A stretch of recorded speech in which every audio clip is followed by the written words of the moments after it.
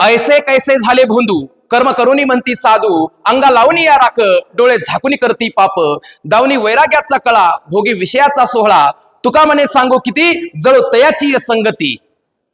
शेकडो वर्षापूर्वीचा हा संत श्रेष्ठ तुकोबारायांचा अभंग. आणि या अभंगातून संत श्रेष्ठ तुकोबारायांनी आपल्याला सांगितलं की असे जे भोंदू बाबा असतात यांच्यापासून जनतेनं सावध राहिलं पाहिजे. संतांची भूमी म्हणून ज्या महाराष्ट्राकडे आपण बघतो, या संतांच्या भूमीमध्ये मात्र असे भोंदू बाबा ज्यांचं नाव अशोक खरात, हे अशोक खरात सारखी माणसं राहत्या घरात असे काळे कांड करत राहिलेली असतात. आणि उभा महाराष्ट्र उघड्या डोळ्यांनी बघत असतो. जबाब कोणाला विचारावा? राजकीय नेत्यांकडे जावं तर राजकीय नेतेच यांचे शिष्य. कुणी यांचे पाय धुतं, कुणी छत्री धरतं, तर कुणी यांच्याकडून गुरुदक्षिणा घेतं. लाज वाटते आम्हाला आणि लाज वाटते इथल्या जनतेला. आणि त्यातल्या त्यात पुन्हा एक नाही दोन नाही तर 58 महिला या ठिकाणी बळी पडल्या. 58 महिलांचं शोषण झालं आणि उघड्या महाराष्ट्राने हे बघितलं.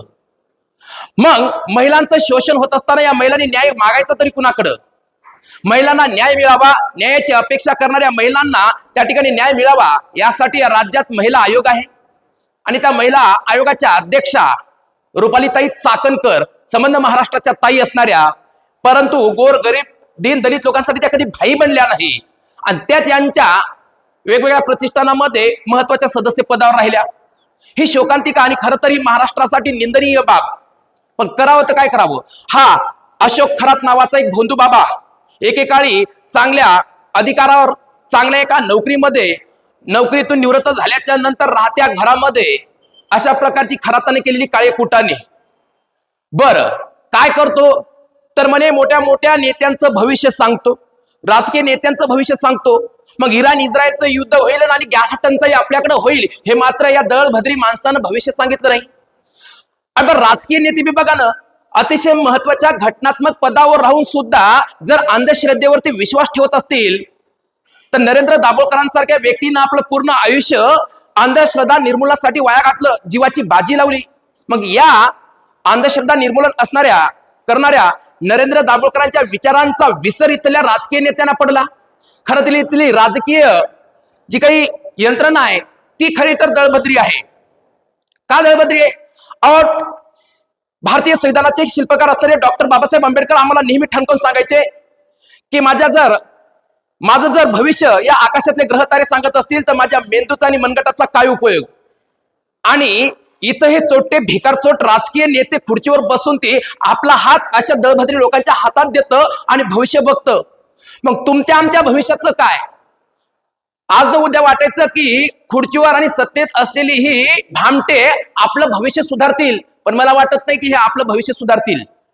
घटनात्मक पदावर राहून सुद्धा अशा लोकांना त्या ठिकाणी पाठिंबा देत असतील. पाठिंबा का म्हणालो? तुम्ही यांच्या प्रतिष्ठानामध्ये आहेत, महिला यांच्याकडे येतात, कार्यालयामध्ये काय करतो नको त्या ठिकाणी महिलांना त्या ठिकाणी छेडछाड करतो, अंगाला हात लावतो, आणि तरी तुमच्या ह्या गोष्टी लक्षात येत नाहीत. मग महिलांनी न्याय कुणाकडे मागायचा?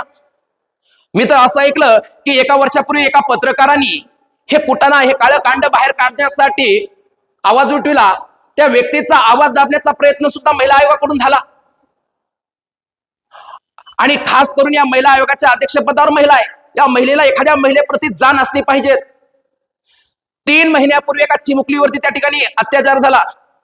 नाशिकमध्ये मालेगावला व्हिडिओ घेतला होता. काय केलं ताई तुम्ही?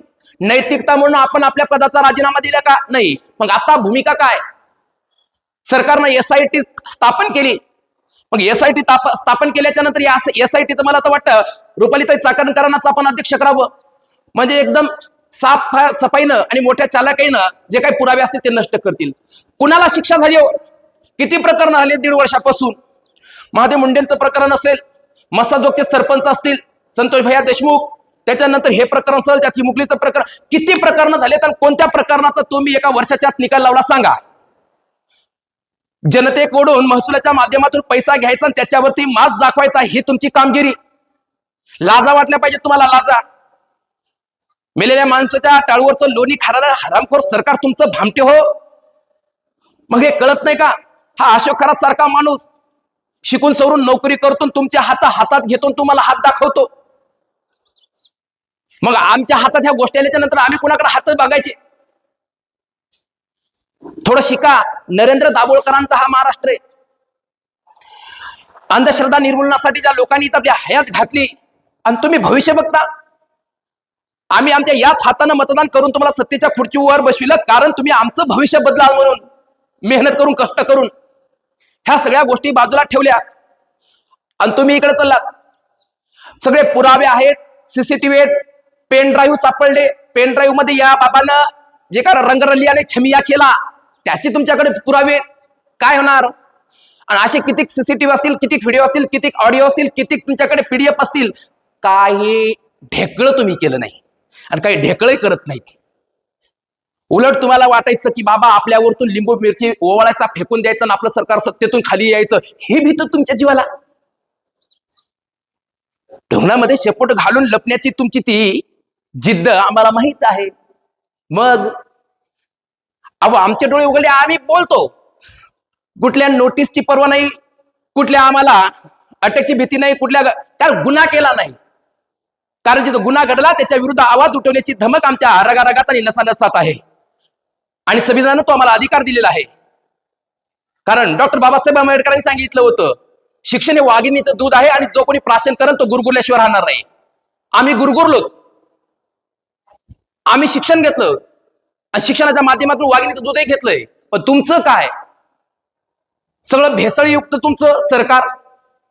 वाटत नाही लवकरात लवकर काय ते आहे SITच्या माध्यमातून लवकरात लवकर प्रकरण पुढे आणावे आणि जलद गतीनं यांना कायद्यानुसार जे काही समजा शिक्षा असेल ती करण्यात यावी.